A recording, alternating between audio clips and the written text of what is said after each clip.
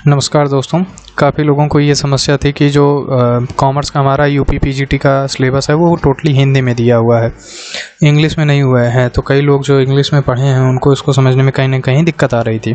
तो उसी क्रम में आज जो है हम जो सिलेबस है उसको इंग्लिश में डिस्कस करते हैं कि इंग्लिश में इसको क्या सिलेबस है। तो सबसे पहले जो कि हम देख पा रहे हैं वो है हमारा जो हिंदी में लिखा हुआ है वो दोहरा लेखा प्रणाली के सिद्धांत लिखे हुए हैं। तो दोहरा लेखा प्रणाली के सिद्धांत अर्थात जो है ये हमारा क्या है, ये हमारा है डबल एंट्री सिस्टम।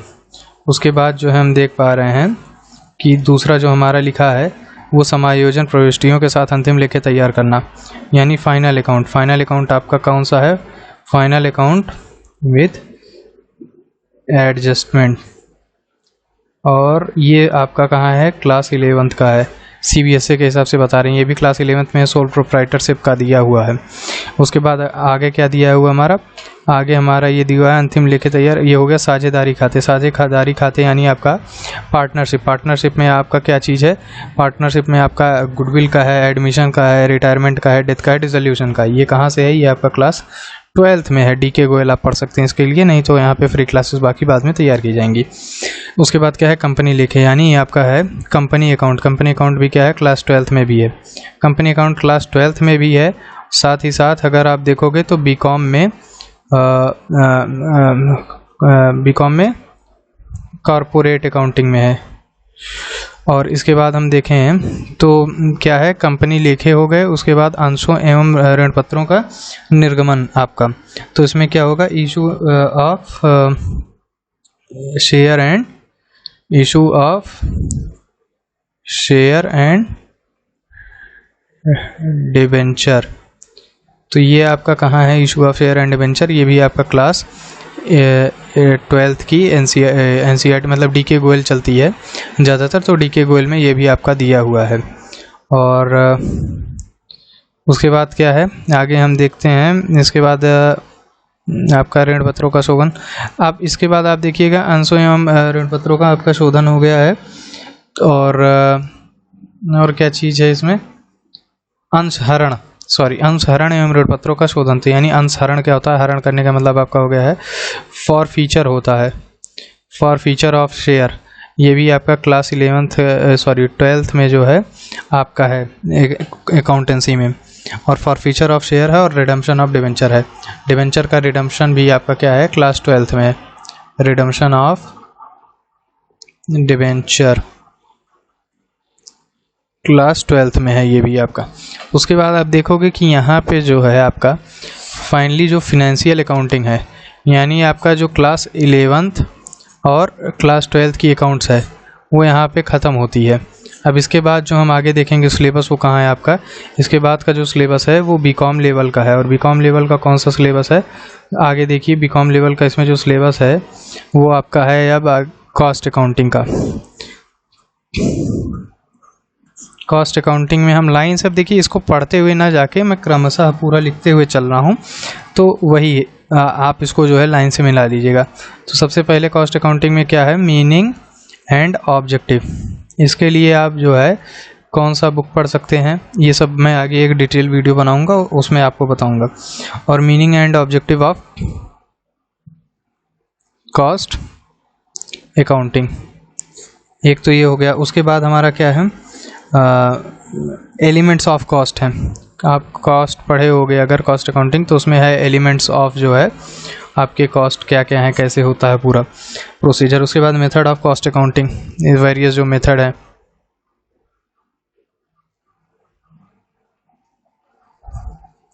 ये अकाउंटिंग का शॉर्टकट लिखने का है, अकाउंट और उसके बाद ING अकाउंटिंग। उसके बाद क्या है? Methods of cost. उसके बाद हो गया यूनिट कॉस्ट अकाउंटिंग, इकाई का यूनिट कॉस्ट अकाउंटिंग। और फिर है हमारा कॉन्ट्रैक्ट आप लोग पढ़े होंगे, कॉन्ट्रैक्ट अकाउंटिंग है। तो इस हिसाब से हमारा क्या हुआ? ये जो कॉस्ट अकाउंटिंग का है वो भी हमारा ख़त्म हो गया। अब इसके बाद क्या है? कॉस्ट अकाउंटिंग के बाद हमारा देखिए कर लेखांकन है। कर लेखांकन यानी हमारा टैक्स अकाउंटिंग है। टैक्स के बारे में आप पढ़े होंगे। टैक्स भी आपका क्या है? ये बीकॉम लेवल का है। बीकॉम लेवल का है आपका टैक्स का। ये आपका नॉर्मली तो वैसे है नहीं क्लास 11-12 में। तो बीकॉम लेवल का अब इसमें क्या क्या दिया हुआ है हमारा, इसको हम देखते हैं। तो सबसे पहले डेफिनेशन ऑफ की टर्म्स, कई सारे की टर्म्स होते हैं। तो डेफिनेशन ऑफ की टर्म्स, कई सारे की टर्म्स होते हैं, उसके बारे में हमको जो है यहाँ पे डेफिनेशन आपको पढ़ना पड़ेगा, और पढ़े भी होंगे, तो वो बेसिक चीज़ें इसमें पूछे जाएंगी। उसके बाद क्या है, एग्रीकल्चर इनकम के बारे में बहुत सारा रहता है। आपको पता है एग्रीकल्चर इनकम जो है टैक्सेबल नहीं होती है, हालांकि एक कुछ एक्सेप्शन है। कुछ एक्सेप्शन में जैसे जो आपकी कॉमर्शियल क्रॉप्स हैं, जैसे आपकी चाय पत्ती है और कॉफ़ी है, रबड़ है, इन तीन पे शायद 40% टैक्सेबल होती है, बाकी 60% नॉन टैक्सेबल होती है। यहाँ हो सकता है 60-40 ऐसे कुछ है। तो बाकी ये एग्रीकल्चर इनकम के बारे में है, ठीक। और उसके बाद क्या दिया हुआ है, टैक्स पेयर यानी एसएससी के बारे में दिया हुआ है। टैक्स की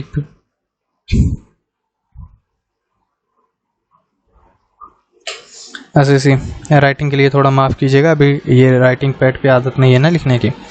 उसके बाद देखिए आपको जो बहुत कॉमन चीज़ होती हैं वो होती हैं प्रीवियस ईयर और असेसमेंट ईयर। इसको लेके क्वेश्चन भी बहुत बार रहते हैं। ईयर दिया होता है उस ईयर के बारे में कि ये कौन सा ईयर है, आपको बताना होता है कि प्रीवियस ईयर है कि असेसमेंट ईयर है। तो इसके बारे में हमको पढ़ना है। और इसके बाद क्या है, रेजिडेंस और टैक्स लाइबिलिटी, आपको पता है नायरा होते हैं और बहुत सारी चीज़ें होती हैं। तो ये सारी चीज़ें होती हैं 184 डेज ऐसे ऐसे रेजिडेंस, और क्या है आपका टैक्स लाइबिलिटी। तो यहाँ आपका ये सिलेबस जो है पूरा कंप्लीट हो गया इतना। अब इसके बाद हमारा जो सिलेबस है वो हमारा मैनेजमेंट अकाउंटिंग का है। तो अब हम देखते हैं मैनेजमेंट अकाउंटिंग में क्या है। मैनेजमेंट अकाउंटिंग भी आपका एक हिसाब से मैनेजमेंट अकाउंटिंग आप कह सकते हो कि इसका एक पार्ट जो होता है क्लास 12 की जो सेकंड बुक है उसमें है, और साथ ही साथ बाकी चीज़ें आपकी ज़्यादातर बीकॉम लेवल पे हैं। तो इसके बारे में हम देखें, ज़्यादा इसमें कुछ डिटेल में नहीं दिया हुआ है। तो जैसे कि आप इसमें अभी देख सकते हैं, इसमें क्या है, सबसे पहले मीनिंग के बारे में। मीनिंग महत्व क्या है, इम्पोर्टेंस, और क्या हुआ है स्कोप, फंक्शन, स्कोप, फंक्शंस, एकदम बेसिक्स हैं ये आपको पढ़ने हैं, ये बेसिक एकदम दिया हुआ है। ऑब्जेक्टिव क्या है, और डिफरेंस पूछा है। डिफरेंस किस में पूछा है, डिफरेंस बिटवीन, ये BW है बिटवीन का, फिनेंशियल अकाउंटिंग एंड आपका किस में, मैनेजरियल, जो हम जिसको दिया है मैनेजरियल अकाउंटिंग, ये आपका क्या है, इन दो के बीच में डिफरेंस। तो ये सिलेबस हो गया, बहुत ही छोटा सिलेबस है। अब हम देखेंगे कि जो इसके बाद का वो है वो फोरकास्टिंग का हमारा बस्ता है। तो फोरकास्टिंग का आपने देखा होगा कि फोरकास्टिंग ऐसा एज सच जो है क्लास 11th या 12th का सिलेबस तो नहीं है।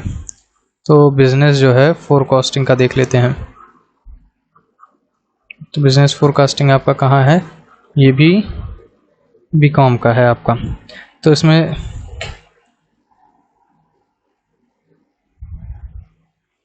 इसका बिजनेस फोरकास्टिंग का बिजनेस के लिए क्या महत्व है, तो सिग्निफिकेंस फॉर मैनेजमेंट। उसके बाद एनालिसिस, और क्या है एनालिसिस एंड सोर्सेज, किस सोर्स से कैसे कर रहे हो सोर्सेज। उसके बाद फोरकास्टिंग के लिए टूल क्या क्या हैं, फोरकास्टिंग टूल्स, और क्या दिया हुआ है, बिजनेस फोरकास्टिंग प्रिंसिपल्स। तो प्रिंसिपल्स क्या क्या है, बिजनेस फोरकास्टिंग प्रिंसिपल्स, और मैनेजरियल रिपोर्ट्स,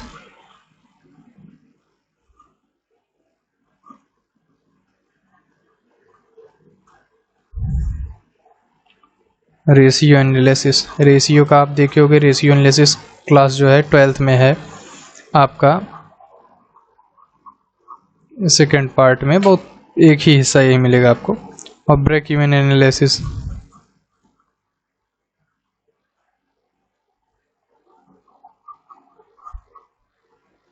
तो ये हमारा क्या हुआ, अकाउंट का जो सिलेबस है वो हमारा यहाँ पे कंप्लीट हो गया इतना। अब हम आगे बढ़ते हैं, वो होगा हमारा किसका, वो हमारा होगा अगले बिजनेस, ये देख रहे हैं पार्ट बी जो है, तो पार्ट बी हमारा क्या है, बिजनेस ऑर्गेनाइजेशन एंड मैनेजमेंट, जिसको हम कहते हैं BOM, business organisation and management. ये क्या है, बी पार्ट है हमारा। तो इसमें क्या क्या चीज़ें हैं, तो सबसे पहले तो है बॉम का जो हमारा बिजनेस ऑर्गेनाइजेशन एंड मैनेजमेंट का इसका ये एरिया और scope, area of scope, area of scope दिया हुआ है। इन्वायरमेंटल फंड, उसके बाद क्या है, इन्वायरमेंटल पोल्यूशन,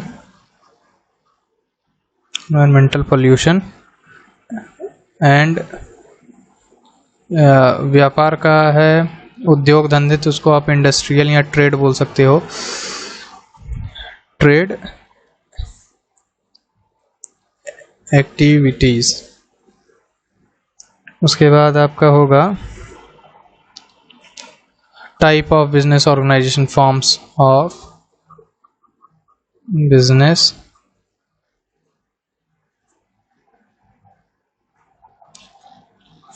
बिजनेस ऑर्गेनाइजेशंस आपने पढ़े होंगे, कई सारे होते हैं ना, एलएलपी वगैरह और अलग अलग, सोल प्रोप्राइटरशिप, ढेर सारे, तो वो सब चीज़ें।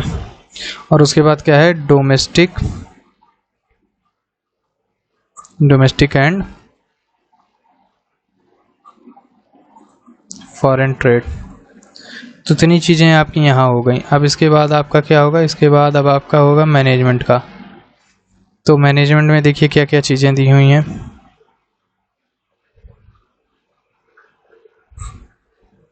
तो मैनेजमेंट में सबसे पहला इसका nature and function, different schools of management, जो अलग अलग थॉट हैं हमारा।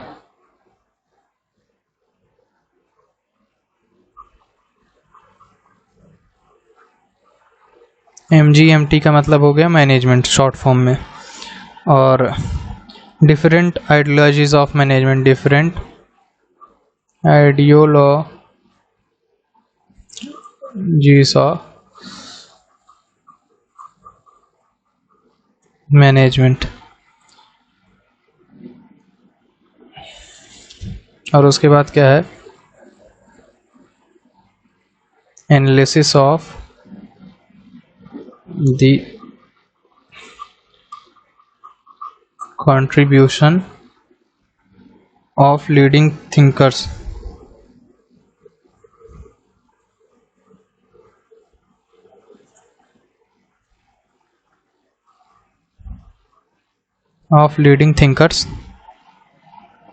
in management।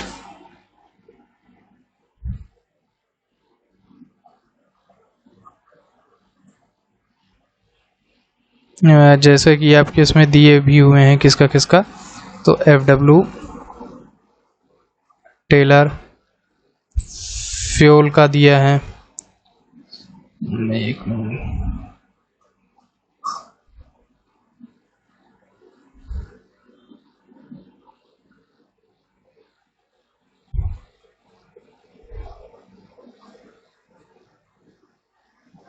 Henry fuel.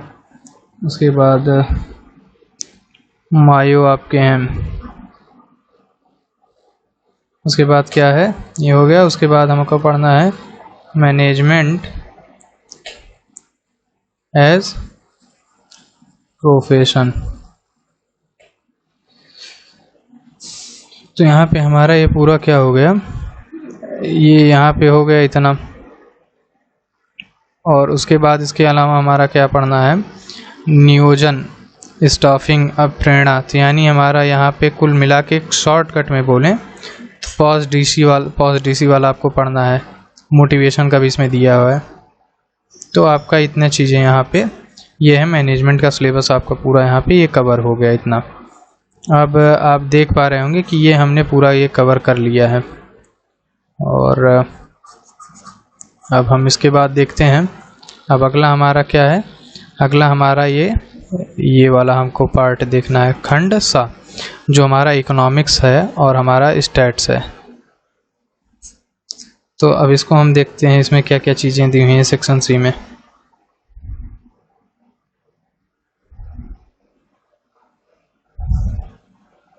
तो इसमें हम देखते हैं, लाइन से देखते हुए चलते हैं हम। तो इसका हम टॉपिक देख लें तो टॉपिक क्या होगा, advance economic theory and statistical methods. Advance economic theory and statistical methods. अब इसमें हम सबसे पहले देखते हैं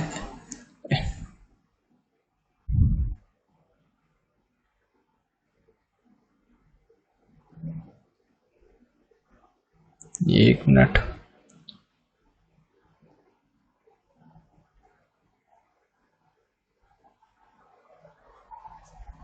सॉरी। इसमें हम सबसे पहले देखते हैं अपना इकोनॉमिक्स का। राइटिंग के लिए थोड़ा माफ़ी चाहेंगे क्योंकि ये जो राइटिंग पैड का पर्टिकुलर ऐप है, ये पर्टिकुलर ऐप में ही काफ़ी प्रॉब्लम है जो कि अच्छे से नहीं लिख पा रहे हैं, तो इस वजह से राइटिंग थोड़ा गड़बड़ है, बाकी चीज़ें ठीक हैं। तो इसमें सबसे पहले nature and scope of economics है।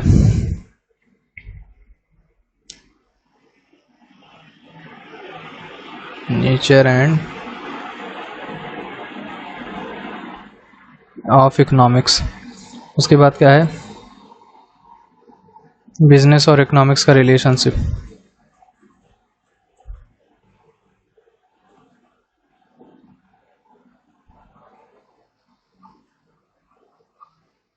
Business and economics. Indifference curve है, इंडिफरेंस कर्व एनालिसिस है। तो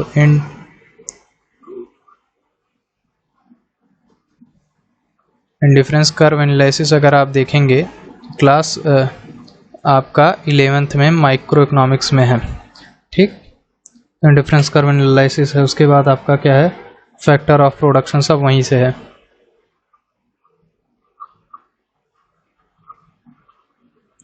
factor of production.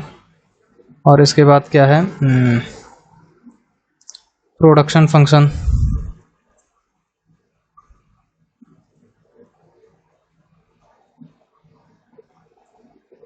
Production function,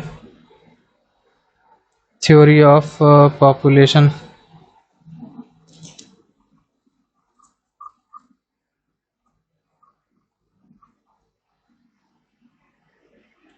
theory of population, prime and supplementary cost,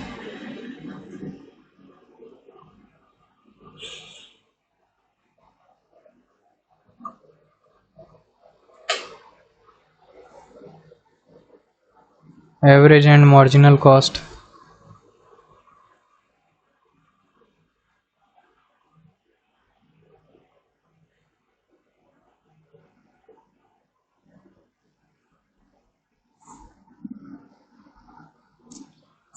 trade cycle.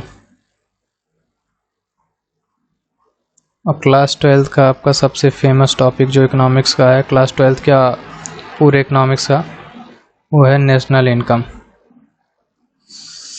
तो ये सारा सिलेबस हमारा यहाँ हो गया इसका। अब हम ज़रा स्टैटिस्टिकल मेथड्स का देख लें।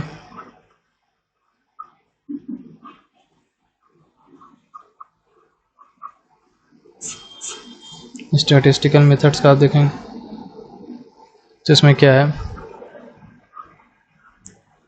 Analysis of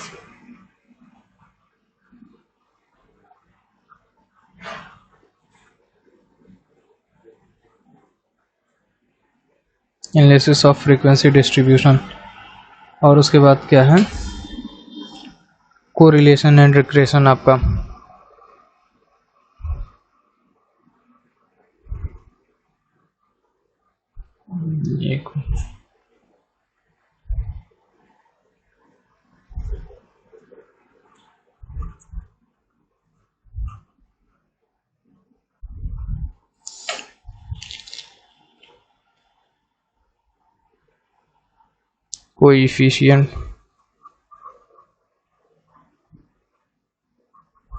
coefficient time series analysis. ये आप देख पा रहे होंगे कि इसमें कुछ चीज़ें जो है ग्रेजुएशन लेवल की हैं, ग्रेजुएशन में आपने जो स्टैटिस्टिक्स पढ़ी होगी। बाकी इंडेक्स नंबर वगैरह तो ये क्लास 11th के स्टैट्स में ही है।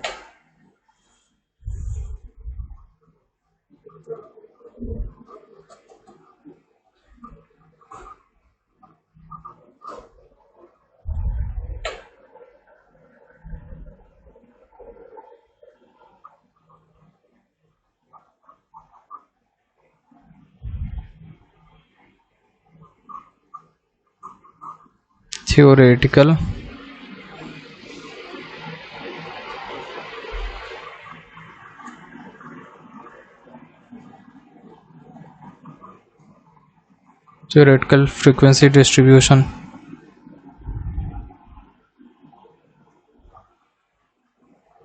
नॉर्मल,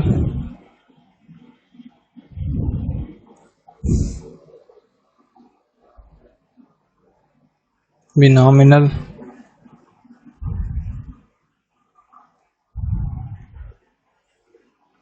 उसके बाद आपका क्या है, इंडियन स्टैटिस्टिक्स के बारे में, agriculture data and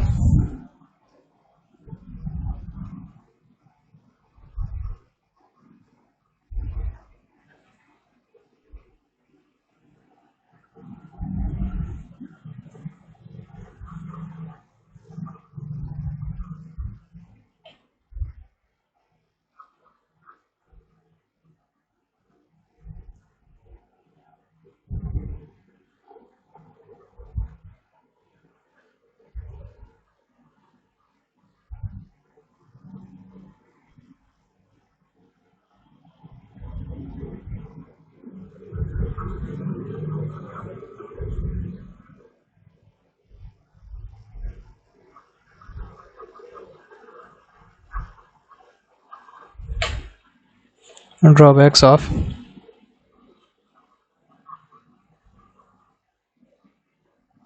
Indian statistics और एंड सजेशंस फॉर इम्प्रूवमेंट। तो इतना चीज़ें आपकी सिलेबस थी। वीडियो काफ़ी लंबा हो चुका है, और अगर आपको अच्छा लगा हो तो प्लीज़ इस चैनल को जो है सब्सक्राइब कीजिए, और आगे जो है फ्री वीडियोस जो हैं इस चैनल पे बिना किसी कॉस्ट के इन सारे सिलेबस के लिए, पूरा जो पीजीटी का सिलेबस है वो आपके लिए अवेलेबल होंगी इसी चैनल पे। बहुत जल्दी अगले हफ्ते से क्लासेस आपको मिलनी शुरू हो जाएंगी। Thank you very much.